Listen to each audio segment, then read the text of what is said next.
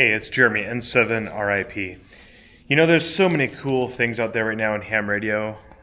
Just a lot of really fun stuff. But if you're like me, it gets expensive fast. So when I can find a way to save a little bit of money, I'm all about it. And I'm sure most of you would be like that too.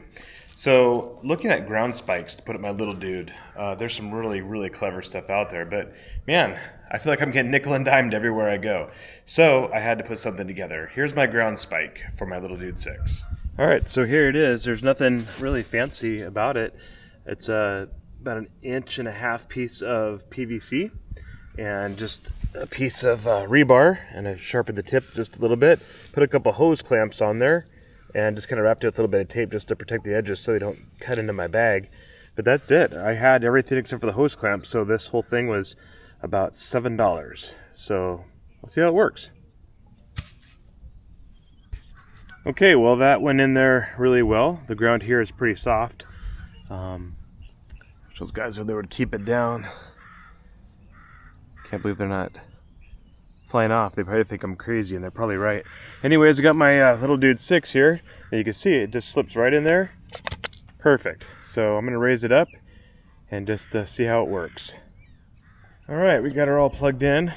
Orange down here is just my coax. Gonna do it with my little poor man's Poda Performer. So I've got each side's coming out about 16.5 feet, and of course up 16.5 feet.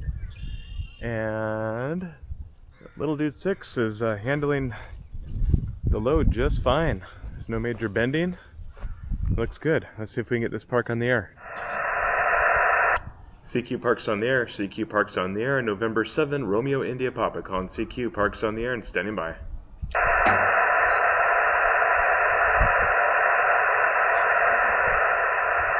CQ Poda from November 7, Romeo India Papa calling CQ Parks on the air and standing by for a call. Now I was going to get on here and say what a wonderful activation this was, but I can't tell you that. So conditions are absolutely horrible. But that wasn't the antenna's fault by any means. There's a lot of people struggling right now. I don't know why I thought I could get on and make something happen. But now the Poda Performer antenna, the cheap one I made, it works awesome on any other circumstances. The real key was, did the holder hold up? And take a look at that. So everything's set up there. Just a little tiny bow into the little dude. But everything's great. I mean, this thing holds up. Next, I think I'm going to try to put the potable antenna on it, which is a EdFed half wave, and just see what it does with the weight retention. Okay, we got the real portable antenna, which has got quite a bit of weight on it. And if you follow it on up, right there to the little dude 6. And the ground spike, which seems to be holding it just fine. All right, so as we conclude, my $7 mast holder worked very well. So, you know, spending $7 compared to, $30, $40, $50 on a spike holder, it's a pretty awesome feeling. Anytime you can make something for cheap, make it work, especially with antennas and stuff like that, it's pretty awesome.